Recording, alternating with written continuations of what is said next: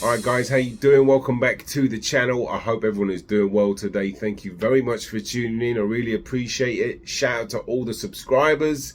Big up to anybody new. Gratitude to you. Welcome along. Let's talk about the Undisputed Heavyweight Championship of the world. Massive fight coming tomorrow. Tyson Fury, Olexsander Usyk. Finally we get this fight. Well, a lot of people still aren't convinced Fury's going to actually make it to the ring. Just kidding. But he'll be in there. It's going to be a good fight. It's very, very, very fascinating breaking this fight down. I waited a bit this week just to see a lot of interviews. And ideally, this is going to be a fight really where I would love to see right at the weigh-in. Just to see everything about what's going on. Because I'll be honest with you, nothing leading up to this fight has really made me firmly too convinced about Tyson Fury. Obviously, the level of competition that he's done recently, I'm talking about recently, with your Derek Chisoras, Francis Ngannou, and Dillian White. Really, that was a good performance, but did that flatter to deceive him as well? It was really tailor-made for Dillian White, and at the time I didn't really give White much chance. I think I said it was looking bleak for him. But look, he still pulled out a good performance and a good knockout, but it's the out of the ring discipline I think a lot of people are really focusing on, including me, as I have been, because that can really mess with your mental game. If you're not mentally sharp, it's that's a massive negative. But just to play catch up, on your tools essentially. You go to the gym to get sharp. You don't go to the gym to get in shape. And I think that what Fury's been doing, he's trying to do both actually. He's been trying to go to the gym to get in shape and get sharp, with a busted eye as well. I think it's hard to know how much that's going to play. I did think it wasn't, when I made a video at the time, I didn't think his eye would heal up. And maybe it won't. We won't know until the fight actually happens, and maybe, it starts to open up again. But it seems okay. But, like I said, nothing's really given me. And I think he's exhibiting the confidence of someone that hasn't been in the gym and hasn't been sharp and hasn't been pulling out virtuoso performance like he used to. Let's be honest, I think his best performance prior to, I personally think the Wilder 2 fight was a major standout performance. Even the Dillian White one, I think that was a bit flat to deceive. I really do. I think White was tailor-made for him. Hindsight's 2020. I'm not trying to degrade that performance. It was a good performance, but how many years ago was that? 2 years ago. And as I said, he's just been out partying, doing his enjoying himself, and there's nothing wrong with that if you're not competing at the highest level like your Usyk. And especially when Usyk, all he's been doing is training and living the life, and that will catch up with you 100%. And I think it probably will do in this fight. I mean, we're going to find out tomorrow. It's really fascinating. There's been so many interesting picks being made. I was watching David Hay earlier today. That didn't really make me too confident when he was picking Usyk to win. But nonetheless, some questions about, the body work that Tyson Fury may or may not do, because obviously everybody knows Usyk is quite susceptible down there. Question is, how's Fury going to do that? He's not necessarily a prolific body puncher. He's not like, I'm not saying he can't go downstairs, but let me show you this clip where one of the reasons, or if he landed a body shot against Dillian White, where he doesn't really sit down on his punches, right? He needs to pick it up a little bit more. Tyson's getting these little punches to the body. All that's doing is sapping Dillian White's energy. And sitting down and actually committing to his punches is I think if he's gonna really get some juicy body shots in, he's gonna have to lean in and really put his whole weight through it. Because the shot against Dillian White, you can see it is a good shot, he landed it, but then he's pulling out, so he's not really sending those shots in with venom. And if he does have Usyk in some kind of corner where he's either grappling him and he can really get those shots in, I'm not saying he can't do it. I just think in an open play, when it's just set a body shot up against somebody like Usyk, is quite difficult. Even though I know Dubois and AJ had their success with that. And if you look at this clip, look at what AJ's doing. He's really letting them shots in and he's pushing Usyk back. But you know that I don't see Fury doing that. I don't see him doing that, but he might. But will he do it with enough venom and enough to really have an effect? Because even though that, you know, Usyk does get hit with those shots, you know, say what you want about the Dubois one, he took his time. It was a low blow, but he took his time and he recovered and he did what he had to do. But he got hit with a good shot by AJ. He did what he had to do. He's never really officially been dropped by a body shot. And Usyk's got a chin. Let me show you this shot that he got hit with AJ. There was a couple of shots straight on the chin, which I think, you know, I think a lot of people might have missed that, because when I watched that fight back, including me, I was like, wow, he got caught and nailed and he took it well. He's got a chin. And even though he does get hurt to the body, I don't think that, you know, it's going to be enough to really stop him from doing what he's doing, you know. But that's just my thoughts on the body shots. I think at the same time, people think Usyk is going to let his body shots go on Tyson Fury. That's a easier target. You know, Fury's going to be up there. I think personally, in terms of how the fight will actually start, I do think Fury will be a bit more cautious on the back foot, using his height and reach just to try to gauge, just to understand what kind of timing he's dealing with here, what kind of a slipperiness it is, because we all know that Steve Cunningham was his toughest fight, and if you look at how much quicker Fury was in that fight, I mean, it's night and day. And now he's fighting a Usyk who, to be honest with you, like in the Dubois fight, he looked not quite as impressive to me as he did in the AJ fights. Especially his body looked a little bit. I can't really put my finger on it. I'll try and pull some clips up where they're side by side, where I just felt like Usyk was just in a little bit sharper shape against AJ too, especially. And I know the canvas against Dubois was, I think, could have been an issue. And actually, I'll show you some clips where Usyk was quite clearly swiping the canvas to look. Was he trying to get water off his foot? The ground, of course, lighter for this fight. He does it a couple of times. He might have done it more, but you know, if that is the case, that might have explained, because he wasn't using his head movement anywhere near as much as he did against AJ, or as he normally does. He wasn't using that lead hand like he normally does. You know, that's his magic wand. he'll use it in so many different, like circumference.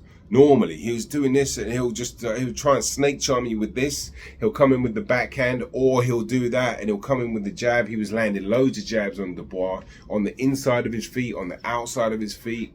I'm expecting Usyk's jab to be a big part. Obviously, the jab battle, fencing situation is going to be really important in this fight.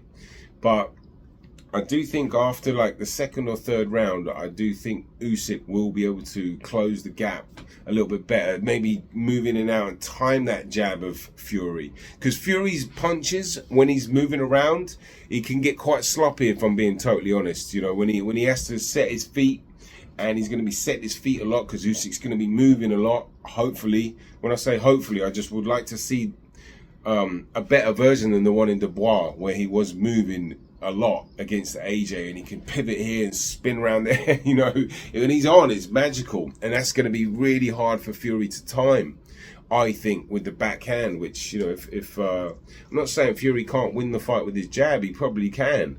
A lot of people think it could be a snooze fest, and he's just going to neutralize Usyk all the way to the 12th round. I mean, I wouldn't be shocked, but I'd also be shocked if Usyk was that controllable. You know, I think Usyk is just like I said, his head movement, his timing, his in and out pace, the pace that Usyk fights at too, is going to, I think, mentally exhaust Fury. You know, all the feints and stuff, and although Fury actually is one to fight like that too, Carl Froch has counted the amount of feints that Fury does, and they've gone way down. And feints, like, you know, as crafty and as sneaky as they are, they actually can take a little bit of energy from you, which is probably why Fury's dropped it. But if he's in great shape and he's in much better shape, will he be feinting more again? Will, you know, the whole feint lead hand battle, like just the position. Who's gonna try to, obviously a big talking point as well about how Fury's going to maybe lean on him. I'll show you some footage right now, something that, you know, I know Teddy Atlas spoke about, where Fury will like initiate the clinch, right? So he'll do a 1-2 and just fall in on you. Making a brawl, making a wall. Wants to try and draw it in. Right there. That's Chisora. The crowd cheering everything that gets landed here. In punishment from this fight, the legs are they're not there. It's deliberate. You know, Floyd Mayweather used to do that, actually. Like, it's very sneaky. It's actually a defensive move, really. You know, if you bang, shut them down like that, and then they can't punch. But Fury's doing it for that, but he's also doing it so then he's got you in a position where you really can't do that much. Even Andre Ward was saying Derek Chisora can't really do that much. Then he leans that big body on you, ties you up, and there's literally nothing Chisora can do. Fighters can't do that much. So if he does get Usyk in that position, you do wonder what Usyk is going to do. Whether he's going to be ready for it. Is he going to be able to sneakily like maneuver a pivot, roll out and turn out immediately? Because Usyk's been doing those kettlebell exercises that have been going viral, I think, on some of his short videos. But what those kettlebells do, they strengthen your grip, which can help you with the clinches. Andre Ward used to train like that. And but you know, even before that happens, right, there is an opportunity for a counter punch. So what are the team going to know that when Fury does a 1-2 and starts to fall in, will Usyk be able to step back and bang, as Teddy Atlas says, with that left hand? Usyk's very good at sneakily shooting off short shots. I'll show you this clip against AJ where AJ reached with a shot and Usyk slipped it, bam, 3-punch combination. You know, I'm not expecting him to do that, but I'm expecting him to at least maybe have some good timing on that clinch situation, because that will happen. There's certainly an intriguing part of the fight is how will Fury impose his size, because he'd be foolish if he starts to get outboxed in the mid rounds or the early rounds like he did against Cunningham. It's fully expected that he's going to pressure Usyk. He'd have to, you know, he'd have to. How is he going to do that? If Usyk is the same Usyk as he is in Dubois, I can see Fury having a lot more success. But I don't think he will. I think that you know, the age, Usyk's 37, and I just think, like, I think the stadium and the atmosphere, there was thunder and lightning in there, it was moist, you know, it was very bad for Usyk style. I know apparently they've complained about the style of the ring, or the cushion of the ring, which is interesting. I wonder how that's going to play out. But, you know, I do expect a better version of Usyk. Obviously, we expect a better version of Fury, but just how much better? And he's fighting the best fighter I think he's ever fought. Yeah, and I think he knows that. He said that too. What he says and does are two different things, you know.